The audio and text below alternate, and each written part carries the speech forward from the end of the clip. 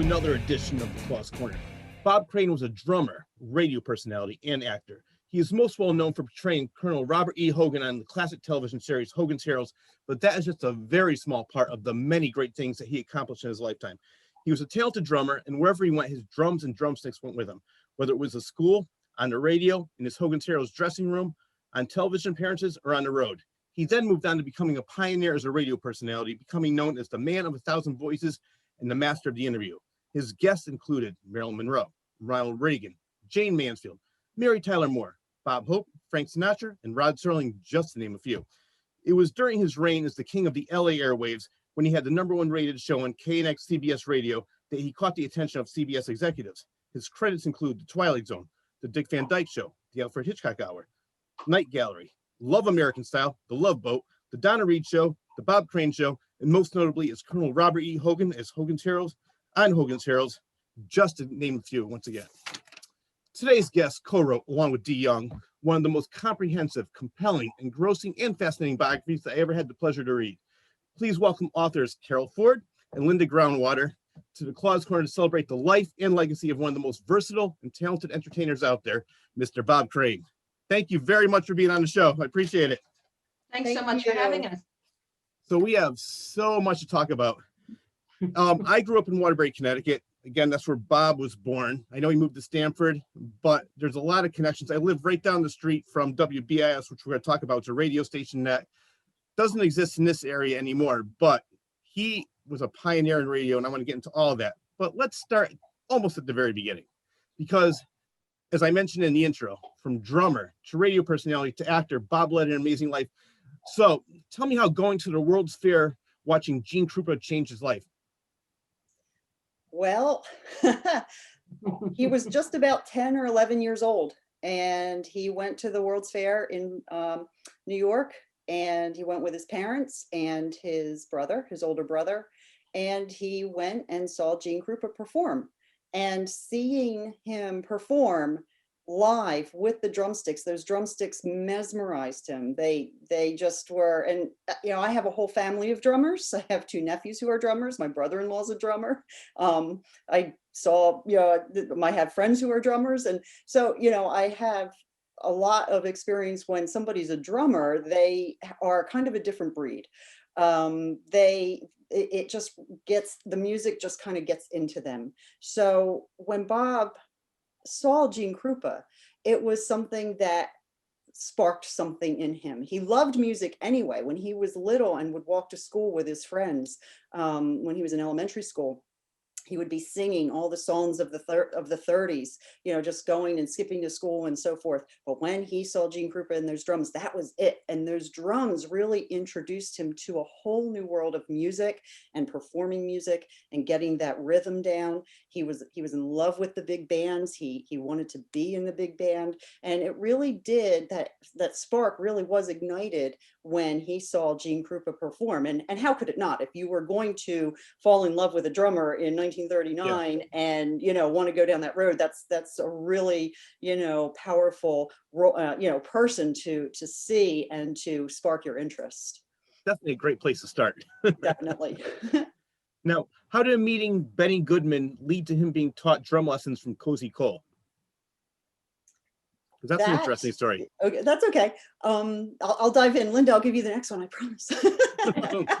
You know, you and I look at different areas, so that's your area. I love how you 2 tag team. Go right ahead. We know who one person handles, you know, yeah, radio and drumming, and one person, yes, handles television and psychology. So. Well, Linda, take a deep breath, because radio's coming up next. So. Well, I'll just hold on then. No. We all have, you know, Dee and Linda and I, just to give you an idea, we could not have done this book alone, any one of us.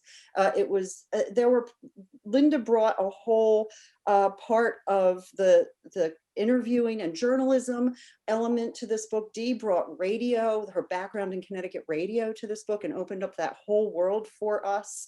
You know, I work for a publishing company. I'm a writer, and I'm an editor. So between all of us, the research in that, so we do share all of this information, but I think that our interests kind of tend to fall in different areas that are very exciting for each of us. So if you see me pouncing, theater and television pouncing, for me, radio and drumming for from. you. You know, it's all, but we're all so intertwined that what happens, I think, is that we end up having, you know, certain facts dig into Carol's brain, certain other facts, you know, sink into my brain. And Definitely. we just know, you know, we might go, oh, make sure you mention this. Right. Because the jalopy story is mine, you know that. Yeah. You and the jalopy. But you know, it just different interests. I mean, one person's whole life is a series of huge number, you know, a huge array of things. And I think Bob's life is really just a perfect example of that. You know, a person starts in one career, ends in a different career. You know, life takes you in different paths, and Bob's life is just such a perfect example of that. What impressed me most about Bob was that most people want to be great in just one thing. He was great in so many different things. Whatever he put his mind to, he was the best at. I mean, drums with jazz, acting, radio. He was a pioneer, which we're going to get into. So, I mean, that's what really impressed me reading this book. I knew a little bit about him growing up in the area, and I was in local radio myself. I actually worked with somebody that helped you with this book, John Ramsey. Oh, right. Yeah, John. Yeah, for sure. So I knew a little bit about him, but reading this book, I did not realize all the things nobody in radio would have existed right now if it wasn't for the things that he did. Very true. It's very true. And, you know, getting back to, you know, you saying that he, you know, was great in so many things. Yes, he was. And part of that was because he was so driven. And that started at a very early age. He was driven to play the drums, and he was so driven that he did not feel that he was getting as much education as he felt he could just staying, you know, in Stanford. And so he and his friend Edwin Gordon, who he was friends with, they played in the band together. He played bass. They would take the train into Manhattan. And it was in one of these meetups that they decided that they were going to go look for, you know, some of their big band idols that would play over in Manhattan. They happened to stumble across Benny Goodman, Sid Weiss, Cozy Cole, coming out and just kind of hanging out back of the place where they were performing. And Bob was so driven. He's like, look, there's Benny Goodman, there's Benny Goodman. And he's like, I mean, he was, what was he, 15, 16 at the time? Yeah. These are rock stars to these kids at this point. And so he just walked right over with his arm outstretched and said, "Hi, I'm Bob Crane." And Benny Goodman kind of just went like, "Oh, yeah, hi," you know, like kids, you know, they didn't really have much to say to him. He went back inside, but it was Sid Weiss and Cozy Cole who actually struck up a conversation with Bob and Edwin Gordon at that time. And during that conversation, that's what led to Bob starting to take drum lessons from Cozy Cole, and he would go back and forth to New York, to Manhattan. I don't know if it was weekly or bi-weekly or how often it was, but he would go back and forth, and he would have those drum lessons from Cozy Cole. And that just shows you from a very early age how driven Bob was, how determined he was. He wasn't satisfied with just, I'm just going to take drum lessons from my band teacher. I'm going to go and try and get into Manhattan and get somebody to give me drum lessons here. And he had to be only maybe 15, 16 at the time. The other thing with that too, Carol, sorry, Richard, but to see, this is what we do. Go right ahead. This is what we do. And we mention it in the book. I think it's actually the title of one of the chapters. It's the idea of learning. Yes. Learning was hugely important to Bob. He didn't learn how to play the drums and go, that's it, I'm done knowing everything I need to know about the drums. I've learned how to act, you know, I've done some acting. Now I know everything I need to know about acting.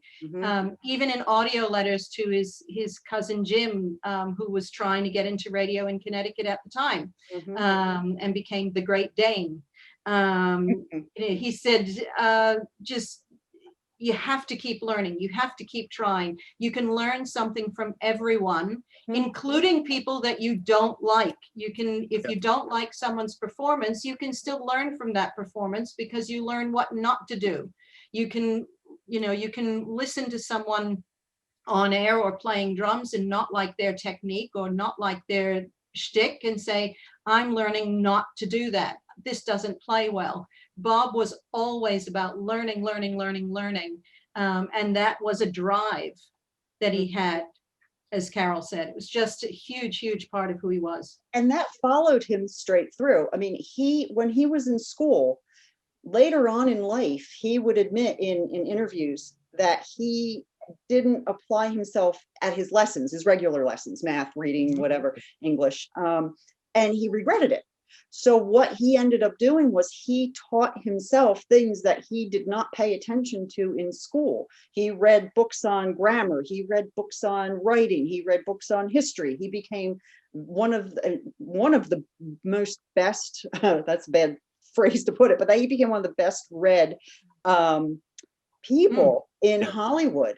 And he was always reading, and some of that had to do with the radio show that he was doing out in Hollywood at the time, so he had to be up on everything.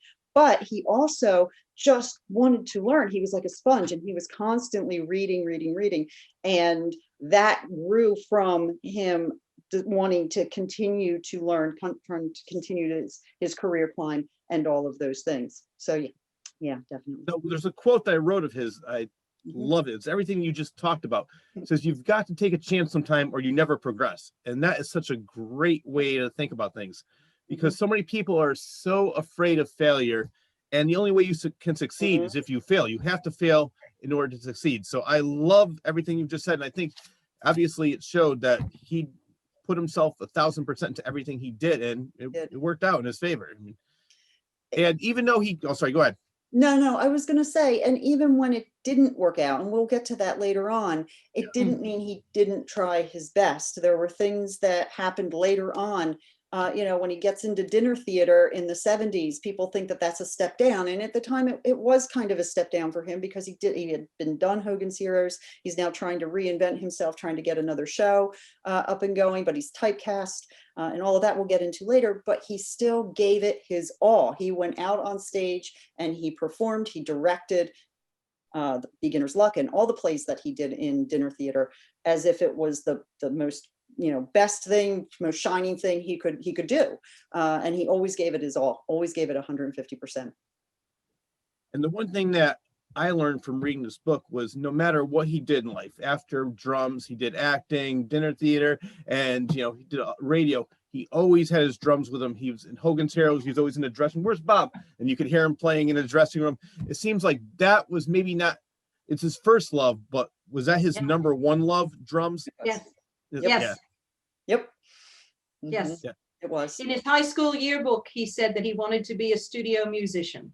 Yes. CBS, if I'm not mistaken. You are correct. He wanted to be a CBS studio musician, and drumming, music was everything to him. And that's how he got into radio, because the big bands were starting to fade from their prominence by the time he got out of school. And he thought, how can I stay connected with this music, with this drumming, with this that I love so much? And the way that he could do that was by having control over what gets played on the radio, and that was his choice. And so he started, channeling his energies into radio and creating radio shows and doing, playing the drums while he was doing it, and all of those kinds of things that he could do to stay close to his drumming. Yes. Yeah. They used to call him their little drummer boy in high school.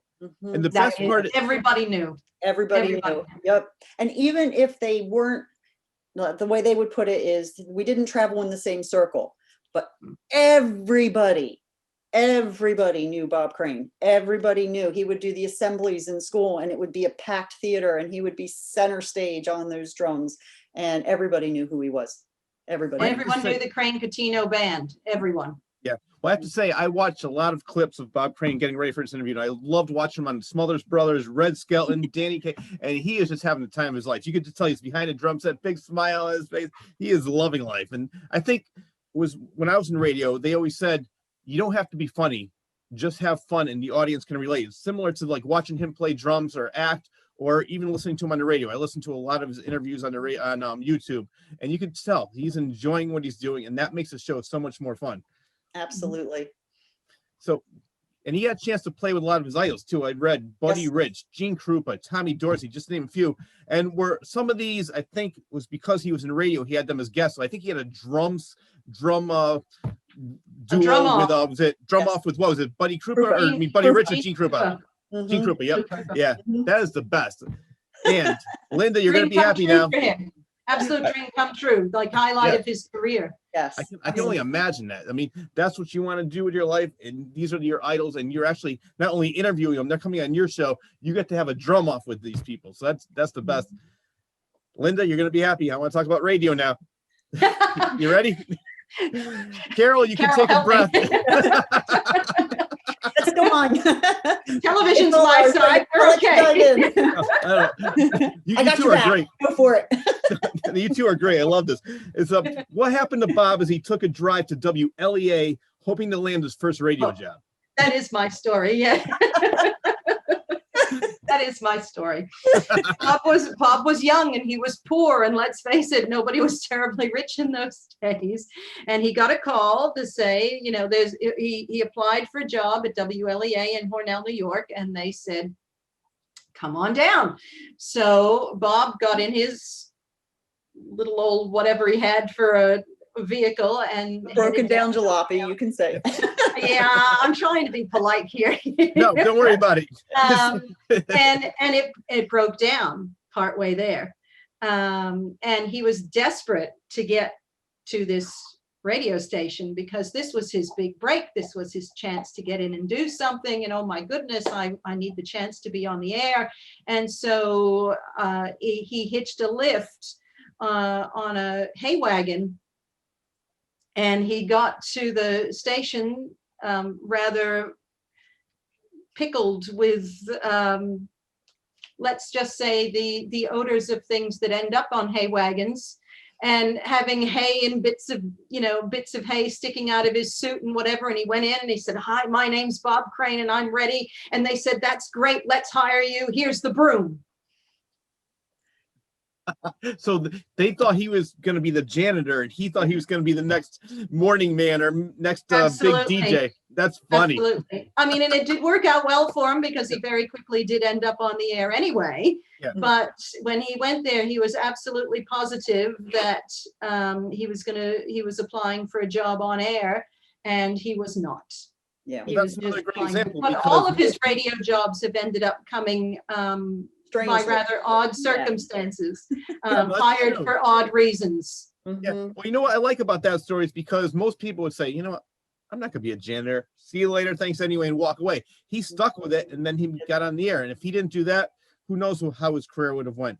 So the fact Again, that it's that idea of learning. He thought if he's in the building, he can hang around. He can learn from the people that are Exactly. there. I mean, Bob would not go to work and do his job and go home, would he, Carol? He'd No, go he to would work, he'd No. finish his shift, and he'd stay there for hours and Yeah. hours and hours. Yes. And he would just, Mhm. shadow the people other people who were working there to learn from them and take the bits that were good and throw the rest away, or improve Absolutely. on the bits that he thought were good, but not as good as if he could do them. There is an ego that he had that you have to have. It wasn't a bad ego. It was just, and nobody ever said that he had a bad, I don't think, I mean, maybe one Healthy. person. Healthy ego. Healthy. Sorry. Healthy Yeah, ego. healthy. It was I mean, you have to have confidence to be in the business that he's in. It's a performing business, whether it's drumming, radio, television, or theater, it's all performance. And so he did have that healthy ego of saying, I'm going to pick up these good things and I'm going to make them better. I'm going to make them mine, I think is more what he did. He owned those things. He turned those things into his trademark, his brand. But he started by saying, I'm going to learn this from someone else. I'm going to pick up the broom and hang around in the station because I can be in the station. And if that's how I get in, that's how I get in. That's right. Well, I agree with that because I think it's confidence, not arrogance. There's a difference. You can be Yes. confident and believe in that you're good. And when I went to Connecticut School of Broadcasting, one of the disc jockeys taught me, they said it's 90% attitude, 10% talent. You have to go in there thinking you're the best or thinking you're great, because if you don't, the radio world, anything in entertainment, as you mentioned, it's just gonna eat you alive. So I Mhm. love the fact, yeah, because I read the book and I saw the same thing too. He wasn't arrogant, but he was confident. I think that's a good way to do it. And Absolutely. now let's see. He lived at the YMCA, I read. So he was so poor while in radio WLEA that he couldn't even afford to, because he wasn't going back to Connecticut, obviously, where his wife was. No. So he was staying there and living at the Y at the time. Yes. And putting his milk out. Yeah. You know, he had to hurry up and make sure that he could get his milk, you know, get home before the milk curdled. Right. You know, And heating his soup up on the radiator. yeah. Mhm. Mhm. So Yeah. yeah, he was. You go ahead. No, go ahead. No. I was just saying he was that poor that he was keeping his milk out on the windowsill to stay cold, but then also heating up his soup on the radiator. Mhm. And you know what? Probably happier than he was ever prior at any other time in his life up to that point. He was working at a jewelry store. I think his father was mad because he was supposed to be the big manager, the big wig over there, and he goes, I can't do this. And he went, Oh no. Do I it. know. Yeah. No. His father was very upset about that, but when he made it, Mhm. it was my son, my son, my son. When Bob bought his before parents' then- first house for them, they're like, hey, Bob, how you doing? You're my favorite kid. That's funny. Now, next stop is right down the street from where I live in Connecticut. It's WBIS. So why were they surprised when they first met Bob? There was something that happened with the audition tape. It played. Linda. I love this story. I want to tell it. You may tell this one too. Go for it. Carol, the next one's for you, I promise. She's usually radio, but I have a It's couple okay. of favorites. It's okay. I'll steal some Hogan from you. It's good. It's all good. It's all good. It's all good. We just have favorite stories. Bob sent a tape into WBIS, and they said, oh yes, you must come, you know, come down, we're going to hear you. And he walked in and they thought, oh, he said, you know, hi, I'm Bob Crane. And they said, wow, because his tape, when he sent his tape, something happened to it. He said, they thought I sounded like Smokey the Bear. And I walked in going, hi, I'm Bob Crane, you know, and it was horrifying. It was horrifying. And they just said, oh my God, what are we going to do with this guy? That's and funny. they hired him anyway. Is this the one where they hired him because he didn't drink? No. That's No, WICC. yeah. I mean, that's the next question. Sorry, you can erase that. It's a spoiler. Okay. Spoiler alert. Spoilers. Spoiler alert. Coming attractions. But they hired him anyway because he just was so keen, and so he convinced them that he was still going to do a good job, but it was going to be nicer for them if he could please bring it down an octave or two. Right. And slow it down. But Bob was just, you know, like he said, every time he's been hired, there's been something unusual. He wouldn't have gotten the phone call to go to WBIS if the tape had been his actual Natural voice. Yeah. But because it came in saying, hi, I'm Bob Crane, they brought him in and said, this voice is great. This is exactly what we want. And he walked in and went, hi, I'm Bob Crane. And they went, oh my God, you know, It's really for people. what have we done? And then they kept him anyway. Good. For people to kind of get an understanding of what that may have been like. Listening to Bob's radio shows that we have on, you know, up on YouTube is one thing, but where you can kind of tell it is in Hogan's Heroes. Because the first few episodes of Hogan's Heroes, and especially the pilot, Bob is very, what I would say, kind of like giddy.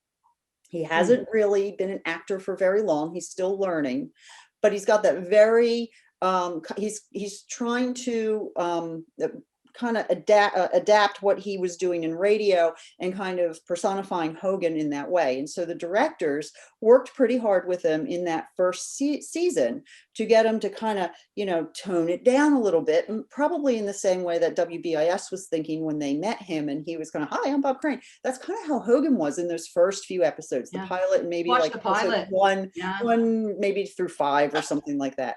Very, very early on. And you can kind of hear it.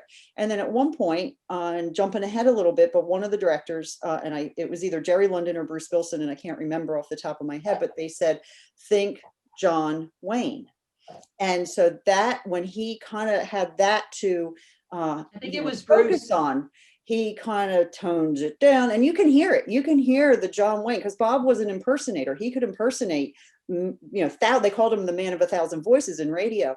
And so when he gets the cue to be more like John Wayne, you can actually hear it in Hogan's Heroes, where he kind of has that drawl going, and you can really hear it, and it does tone it down. And so that's kind of where maybe somebody who doesn't know or have heard. I remember when I first listened to Bob's radio shows, having only ever watched him on Hogan's Heroes and maybe a couple of other things, the Bob Crane show or whatever on NBC. And I remember listening to him on KNX, on some of the air checks that I had gotten, and going, holy cow, he talks so fast. And, it's so different. It's so different than what you hear him, acting on Hogan's Heroes. And so that's kind of maybe a little bit of a comparison, that if you're watching Hogan's Heroes, the first several episodes of season 1 are more of his radio persona trying to morph into Hogan. And then he's learning along the way. And now he's being directed to act in, more of a John Wayne style. And that's more of that lower voice that, that he then became known for in Hogan's Heroes, not as high pitched. And it's interesting too, because as a theater actor, he should have learned to speak more slowly. As a theater actor myself, I know that you cannot speak as quickly on stage as you can on film, because it's just not going to get there. But obviously he took that training at that time as being, this is what I need to do in theater, not this is what I need to do in general. And so he seems to have taken it as I need to slow down. I'm presuming he slowed down, or no one would have understood a word he was saying on stage, that he needed to slow down when he was speaking on stage. But when he went back to film, he didn't take that lesson at that time over into film. So again, it was another learning thing for him, because that was the theme of his whole life, really, was learning and learning and learning, that he had to learn that also carried into different characters on film. Yes. Well, I can tell you, I was in Connecticut radio, like I mentioned, WWCO, WNTY, and also WCCC. I remember my first show on WWCO to my last show in WCCC, and there was a huge difference.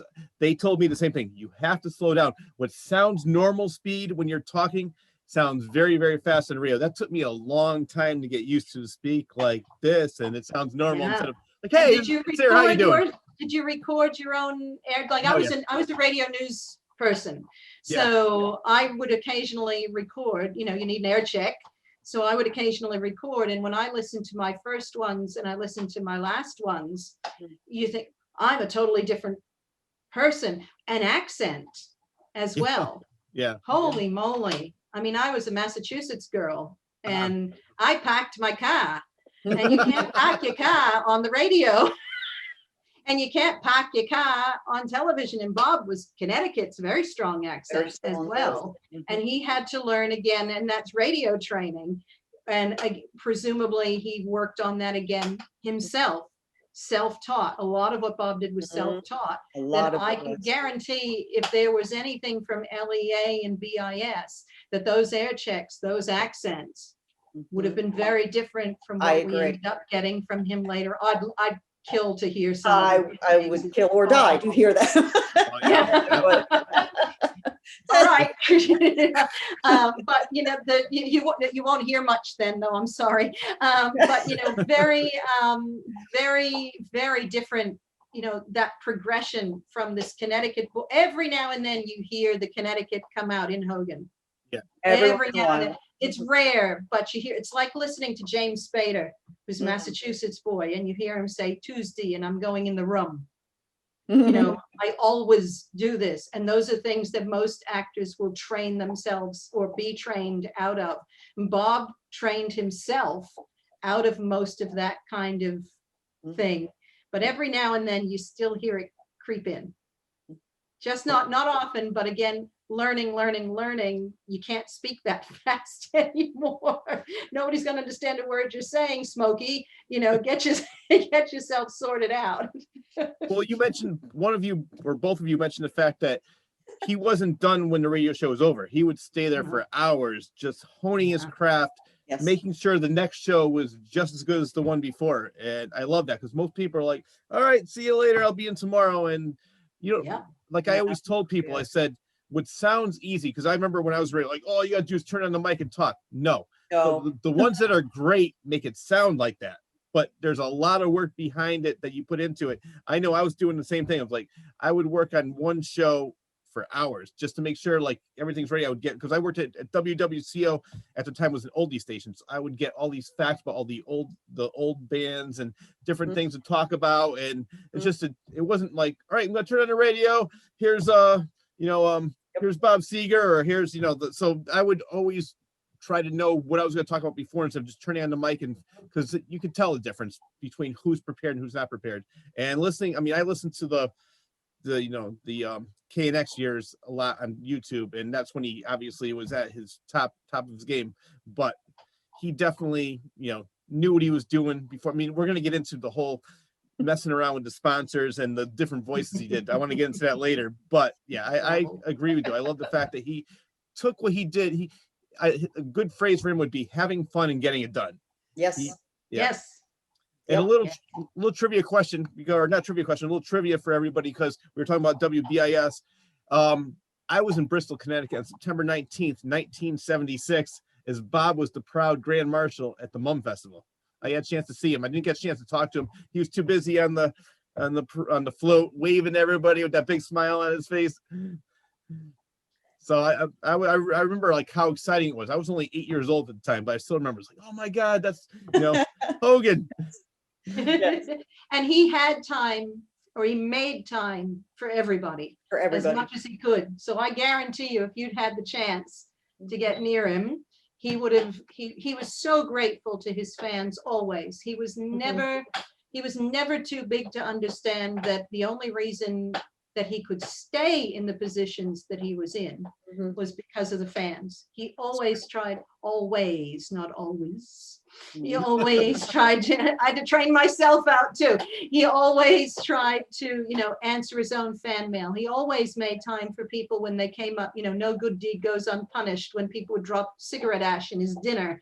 But they were so excited to see him, and he would go out after a performance of dinner theater and he would spend time with the fans, and he would make his co-stars do the same.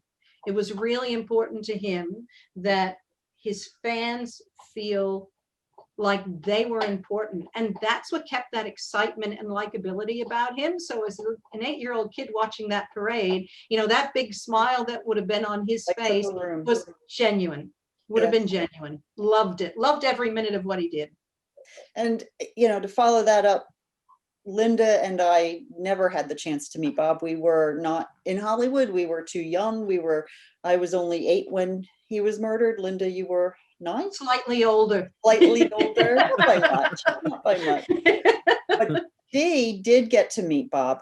Yeah. And she had just started working at WICC in January of 1976. And that was when, and we're jumping ahead here, but it's important that people know that she did meet him. And she was what she would call Nicky New Kid. And she had only been there for a couple weeks.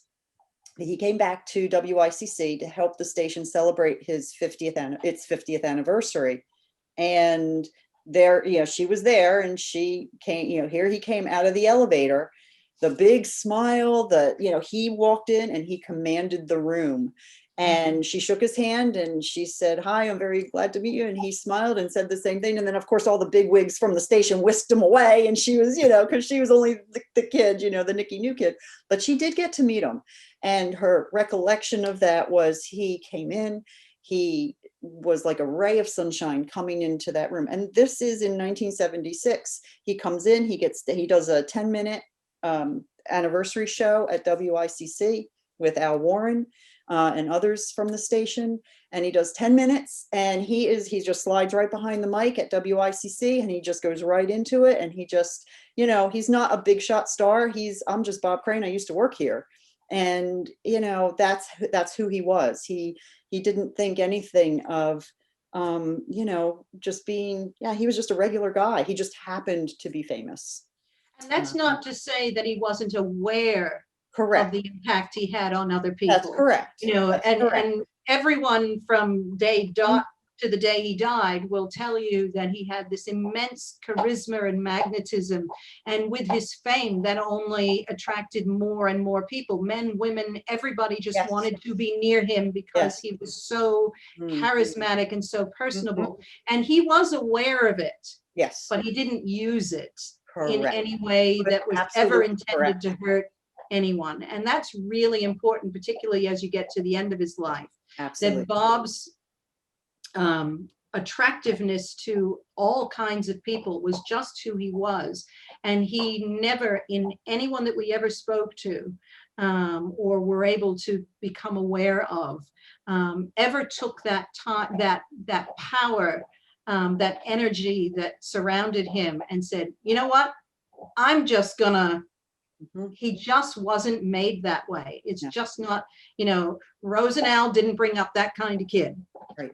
And that's just who he was. It's who he was, and he didn't use it in any way that was ever intended to harm anyone, or to just, of course he'd use it to go, hey, I'm Bob Crane, do you mind if I get to go sit up with Stan Kenton? And he used perks, there were perks to being famous, Exactly. but that was part of his fame. That wasn't part of his ego.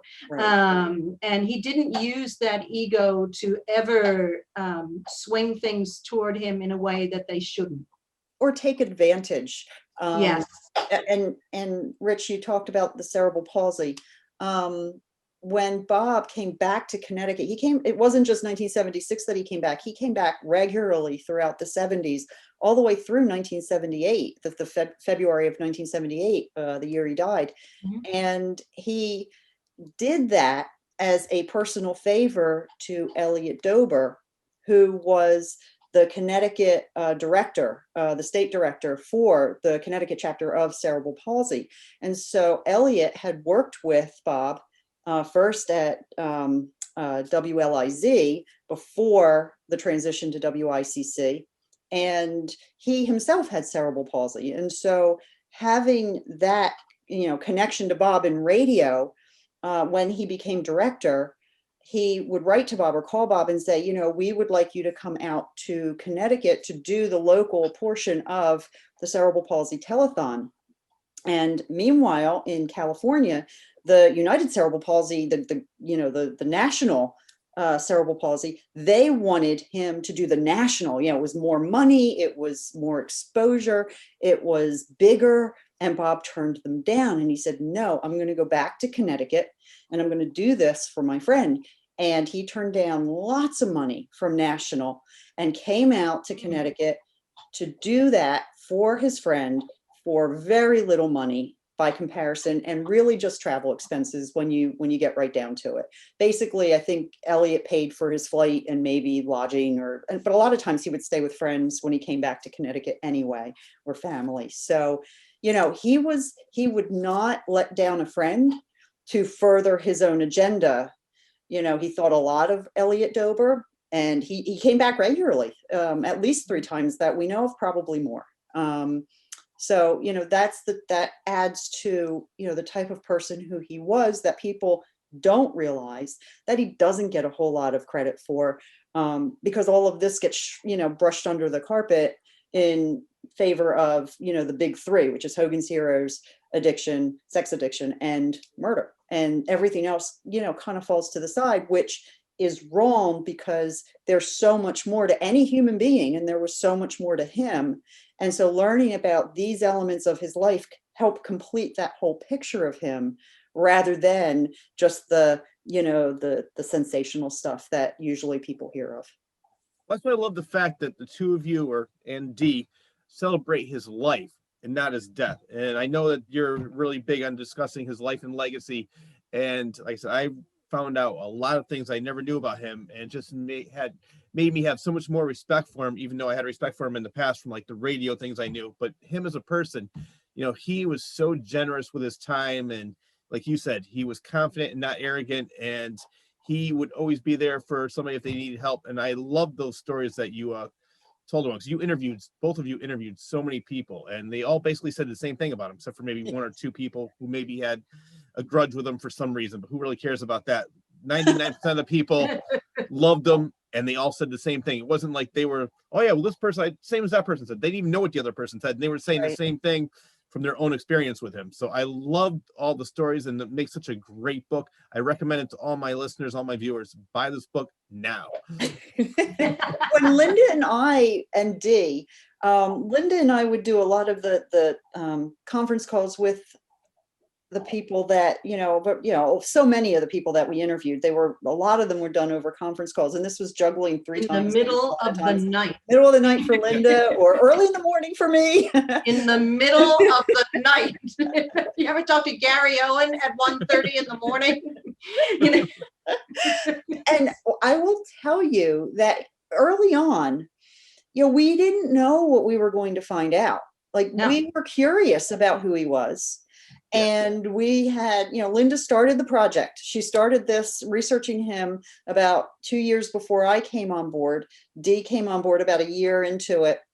We joined forces. It was a massive undertaking. But when Linda and I would get on these calls with all of these people in the beginning, we were really nervous because we didn't know what we were going to hear. We didn't want to hear bad things because, we're fans of Hogan's Heroes. We like Hogan. We like Bob Crane. We didn't want to hear. We would have taken the good and the bad, of course, but we were nervous because we didn't want to hear bad things. And every time we would get off the phone and we would go, wow. And a lot of times we would get off the phone and there's that quote from White Christmas. Well, how much is wow? Because there would always be that wow moment of, wow. I didn't know that. I didn't know that. Yeah. And so it became, about 2/3 then of the way in, we weren't quite so nervous because it was like, oh yeah, okay. We love Bob. Okay. Yeah. Oh, okay. But when we get different stories, but we were then used to hearing so many good things about him that it wasn't as scary. In the beginning, it was frightening because we really didn't know what we were going to hear. Hey, I walked into KNX and they couldn't have duck shoved me any faster out the door. This was in 2005. When were you in LA? 2003. 2003. I don't think you were in it yet. And I happened to have gone overseas, come back home because, of course, I'm in Australia now, but I went back to the United States for a visit. And I said, well, I'm going to go to KNX because I had just started. And I said, I'm going to be in LA for a while. Let me go to KNX. It's still there and see what I can find out. And what I got was, we don't talk about Bob Crane here. That was in 2003.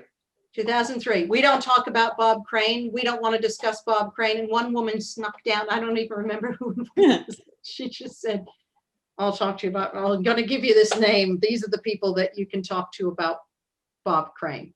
And eventually we did find some wonderful, wonderful people that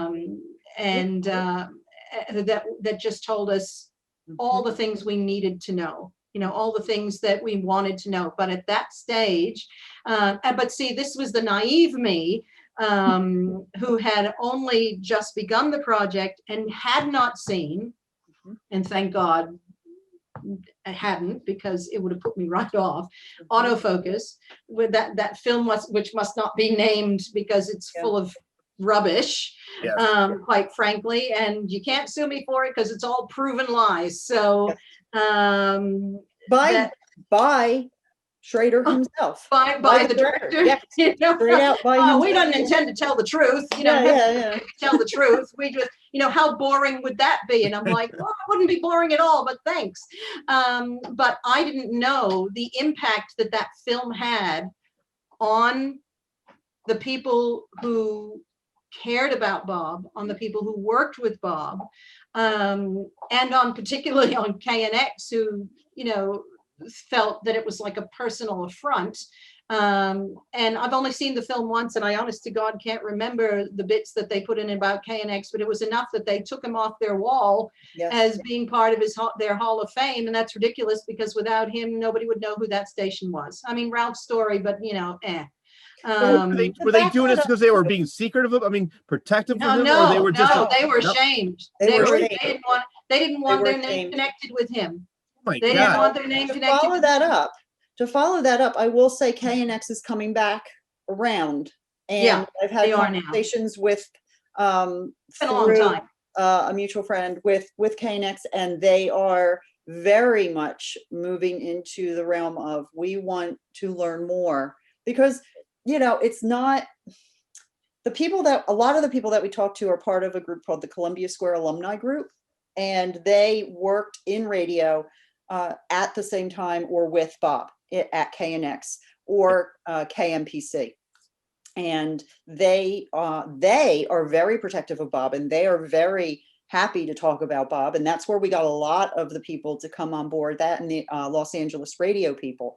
But what KNX is, you know, now because they've had so many people turnover, and, you know, it's younger people and people who don't necessarily know. And the only thing they know is autofocus. You know, they don't know what they don't know. And so, you know, now they have a copy of the book, they have, you know, some other things that I've sent over to them, and they're very interested. And that makes me really happy. It makes all of us really so happy. pleased. Because So pleased. he is someone that should be recognized at KNX. The people, the radio, WLEA, love Bob Crane. WICC, that is like a cornerstone for them. They will, you know, it's WICC is just, you know, over the moon with Bob Crane. WATR is very supportive of Bob, because Sorry, my dog. excuse you. All I can hear in the background is Bone chewing.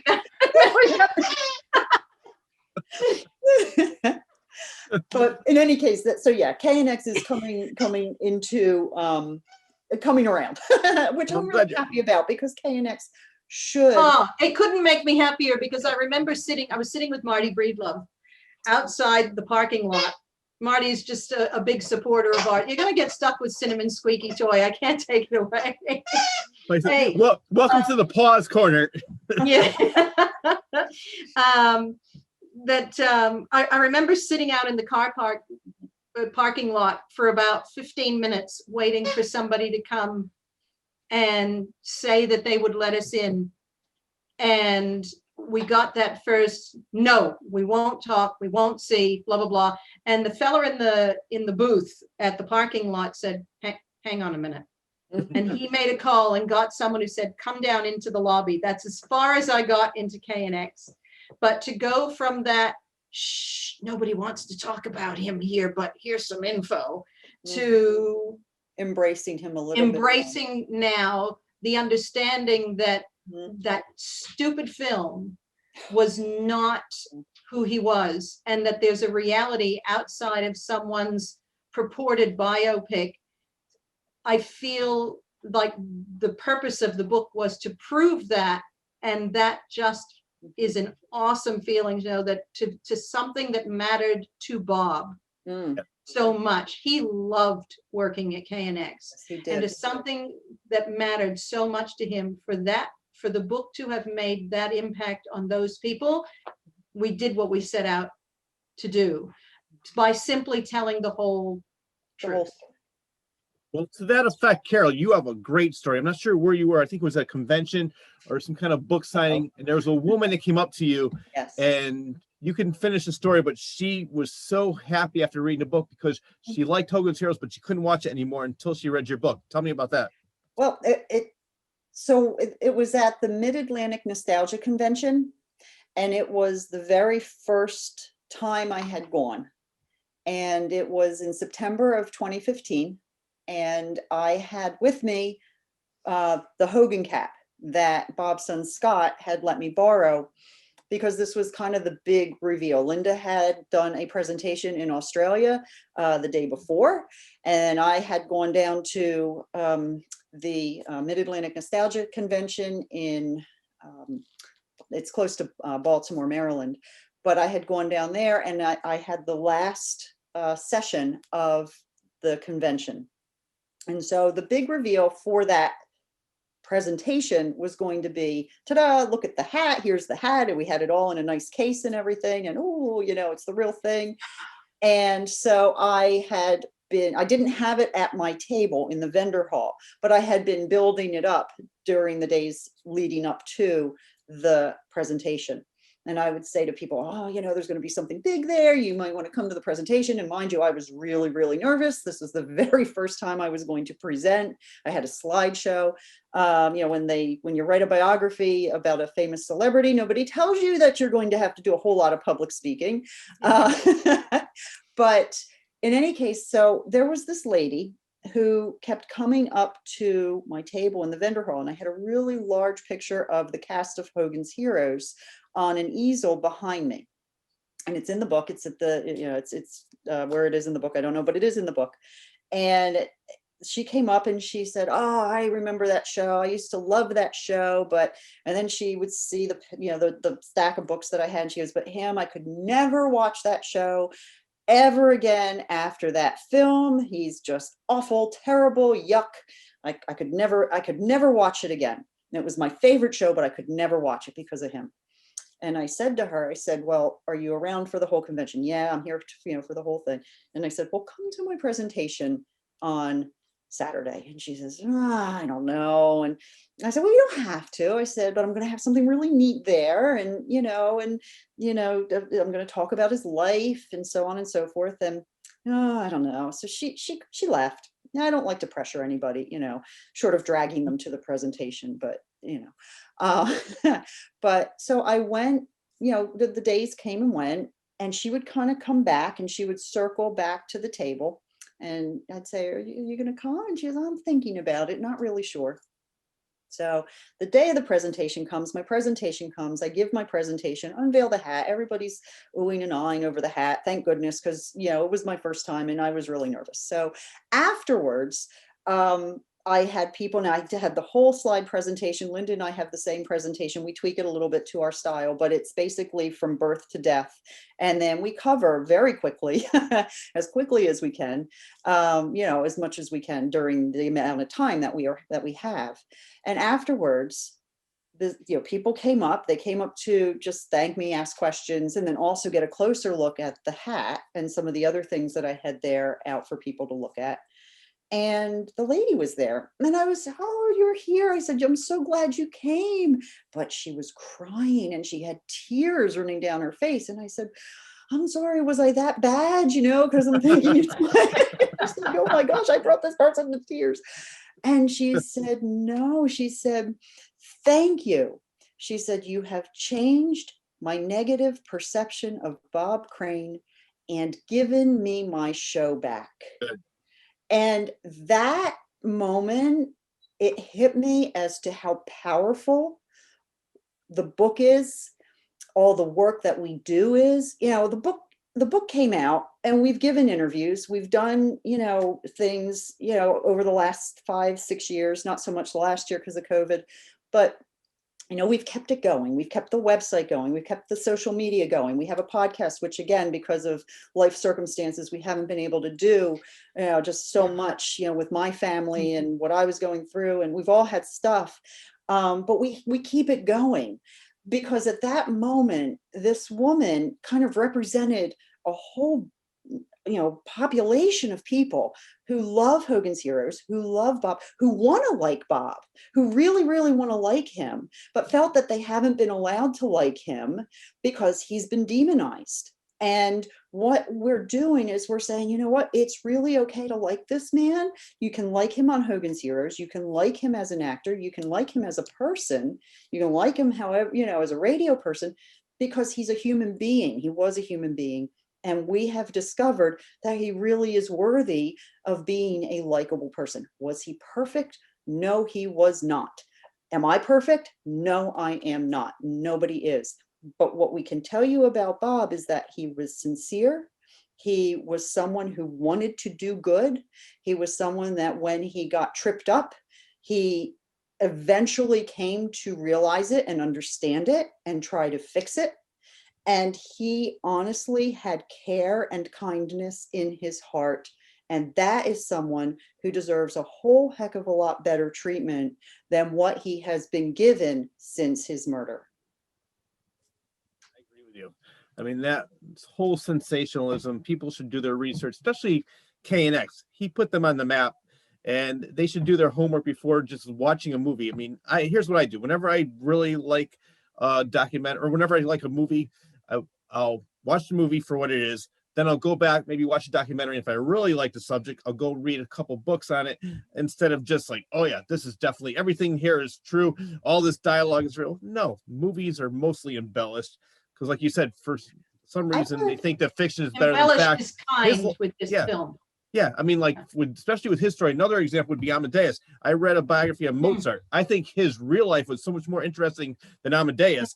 And the same thing with Bob Crane. It's like, if you do your research, it's there's so much more to the man than just Absolutely. that. And that's true. It's a testament to the power of film, though, isn't it? It's just a film, you know, it must be true because it was in autofocus. It must be true because his son was involved in autofocus. Yeah, well, that doesn't necessarily mean that everything in it is hunky-dory, 100% true. There were things that were easily proven not true. And you should see some of the, well, not arguments, but some of the discussions that we have with people on Facebook who say, well, it must be true. It must be true. We're like, well, I'm sorry, but it's not.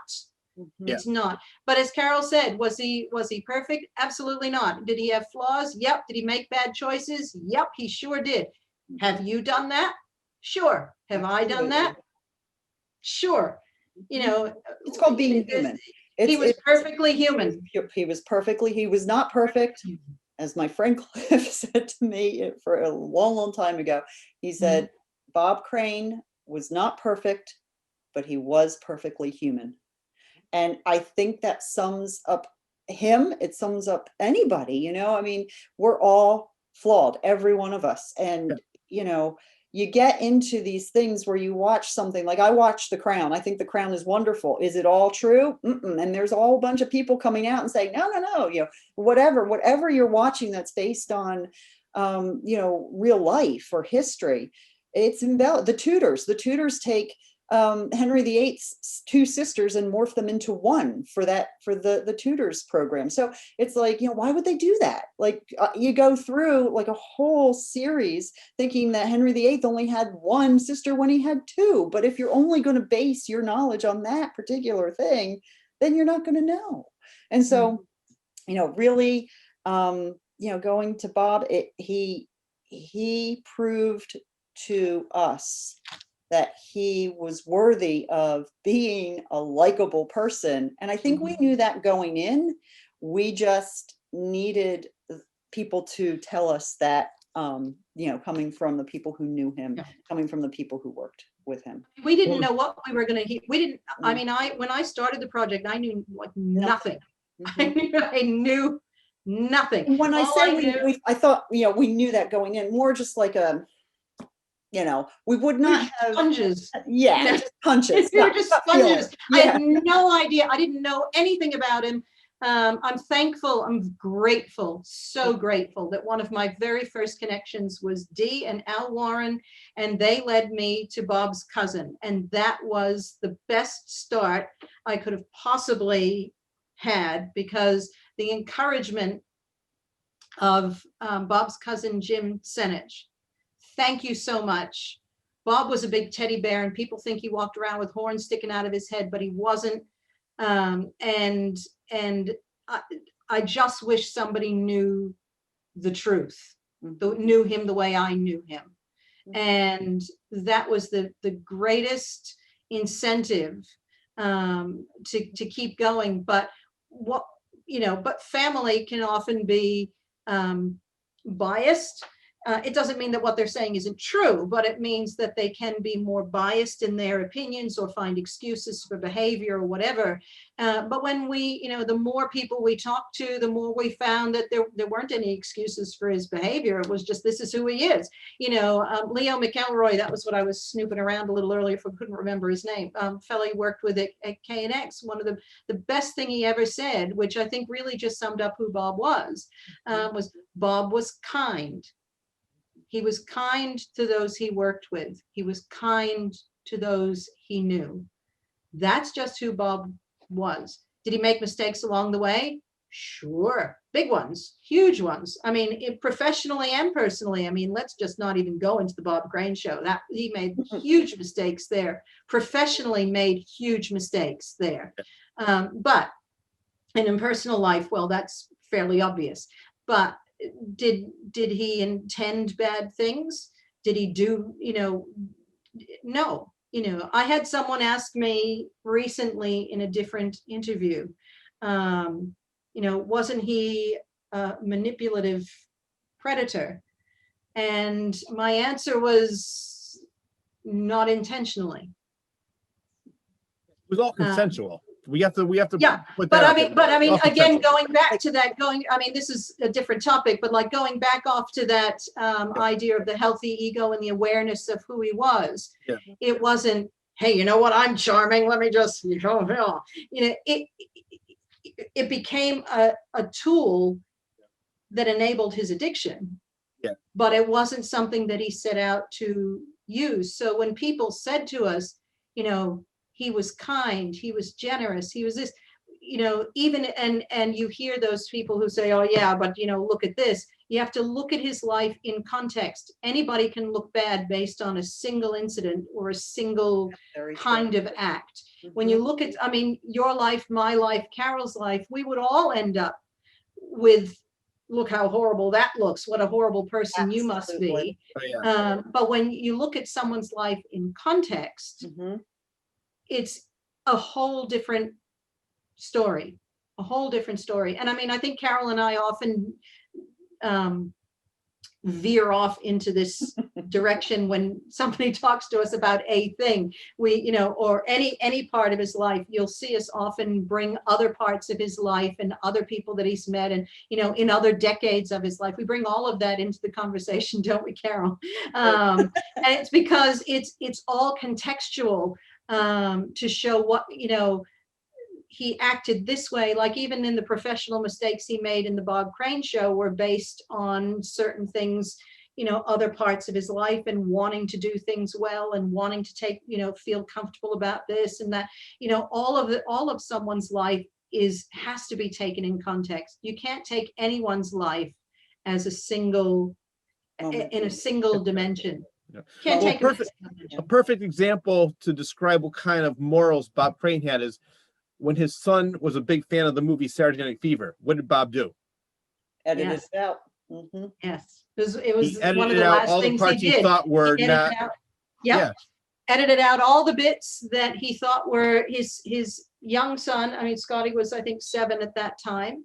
He wanted to see Saturday Night Fever. He knew that there was a scene or a couple of scenes that were not suitable for children of Scott's age, which again, look at that in context of his other behavior, and you will see that there is a definite compartmentalization there. He protected children, and he didn't want his son to be exposed to this kind of stuff. So he spent his time editing out those scenes so that he could satisfy his son, because Bob was a big kid and wanted to, anything a kid wanted, he wanted to be able to give them, but was still going to do it in a way that was safe for them. And so edited out the bad stuff. It was a great movie. I have to admit, I was about the same. I was 9 years old when I saw it, and I loved it. The soundtrack was awesome. I still listen to it. Now, I know we're going all over the place, but I want to get back into, I think you brought this up earlier, Linda. It was a coming attractions type of thing. Tell me how Bob, not being a drinker, helped him become the morning man in Bridgeport. Oh, yeah. Well, WLIZ, Bob, it was time for Bob to move on, and he went to WLIZ and applied for work there. And again, he was looking and looking, and they said, well, we need someone, but do you drink? No. Perfect, you're hired. That's it. That's it. They just needed, because I think, Carol, you'd be better at this than I am from memory, but I think the guy they had was not showing up properly. He was, right. He was, and I can't remember the fellow's name, but Wally Dunlap was the program director at WLIZ. Now, WLIZ doesn't get a whole lot of publicity as one of the stations that Bob worked at, because about a year after Bob started working there, WICC was the owner of WLIZ bought WICC. But instead of keeping WICC and WLIZ, they fired everybody from ICC and moved all the LIZ staff over to ICC. The only thing that WICC kept, and still to this day do keep, is the Yankees games. But everybody else was let go. And so I kind of consider it a hostile takeover, because It really was. WLIZ just faded into oblivion then. Well, they had the weakest WICC signal had too. the stronger signal, and so they just moved their staff over. And that's when Bob really became the morning personality that became a big contender on the East Coast and in New England, and that, and then you go down the whole, he wanted to get into Manhattan, and Boston was trying to pull him out of Connecticut and all of that. But that is where WICC really then becomes the star. But it was WLIZ that was responsible for Bob coming down from Bristol to Bridgeport to take the job in Bridgeport. And this goes to, this should be mentioned too. At every station Bob worked at, he was program director until he got out to the West Coast. And so he was program director at WLEA. He was program director at WBIS. He was program director at WLIZ. He was program director at WICC. So, for somebody who at that point had only been in radio for 3 years, and they're already the program director at every single station where he's worked, kind of says a lot. Bear in mind, these are tiny stations. But it still shows you Still what impressive. his ambitions were.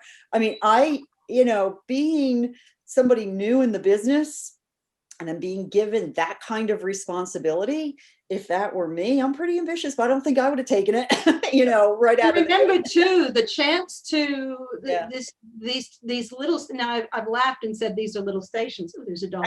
You're going to offend, but these little, these little stations were what allowed Bob to hone his craft, to really, test out the kinds of things he wanted to do. You know how disc jockeys talk over the beginnings and ends of records, which at some point, I know at least in the 80s, got to a point of really annoying because they couldn't time it well and they would actually talk into the words. And you'd want to smack them if you were sitting there with your little cassette player waiting to record and say, just shut up already. But Bob picked that up from this little nothing station somewhere. He heard some disc jockey, I can't remember the guy's name, but he does talk about him at some stage, saying he picked up this tiny little thing going, gee, he intros the record while it's playing. Let me run with that a little bit and see. And Bob really made that a thing. Morning radio is morning radio in what became its heyday. Not even as much now, Right now. but like when I was in radio in the 80s and 90s, Sure. Really became what it was because of the work that Bob did, the kind of work that Bob did. And he could, the sound effects, the voices, the stories, the first station I ever worked for was doing all that kind of stuff. And that was in the late 80s. But having the chance to do those things at those little stations, they let him they said, as long as you're on the air for 4 hours, do whatever you want. Just make sure there's no dead air. let's face it, that's what radio was. I don't want any dead air. Put whatever you want in there. Don't swear or make fun of the owners of the station. That's it. And even then, he managed to find his way around all those things, and he created that so that when he got to LIZ and went on to ICC, he just flew. have He to remember really too, took off at ICC, and those that's stations Yeah. all the way through LEA, BIS, BIS, ICC, yeah. or LIZ. None of them are union, or at least weren't at the time. So he was No. allowed to spin his own records, which is a really big deal. He was allowed to do the sound effects. He was allowed to interact with the records and the songs and so forth, because when he gets out to Hollywood, that becomes a bit of a sticky wicket. That becomes something that is a union dispute, because he was not allowed to touch the records. Only the engineer was allowed to touch the records.